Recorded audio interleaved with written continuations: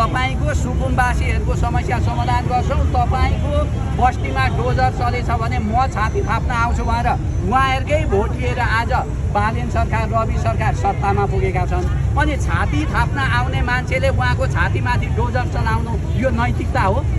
यही हो राजनीतिको त्यो मान मर्यादा, इमान्दारिता?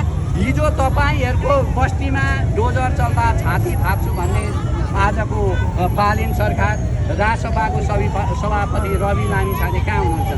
उहाँहरू आज जीवन मृत्युसित लडिरहेको बेला किन उहाँहरू छाती थाप्न आउनुहुन्न? किन उहाँहरूको विषयमा सम्बोधन गर्नुहुन्न? हो, यिनै कुरालाई हामी व्यवस्थापन कहिले गर्ने? नागरिक अहिले भोकाले मरिसक्यो, लासको व्यवस्थापन गर्ने कि सासको व्यवस्थापन गर्ने? हामी यी नागरिकको लासको व्यवस्थापन होइन, तपाईँ जीवितै हुँदा सासको व्यवस्थापन गर्नुहोस्। हिजो अस्ति गणेश नेपालीले जस्तो आत्मदाह गर्न बाध्य यी नागरिक भयो भने कहिले तपाईँ व्यवस्थापन गर्नुहुन्छ? आज मान्छे खान नपाएर मर्न लागिरहेको छ, अब महिना दिन पछाडि व्यवस्थापन गरेर हुन्छ?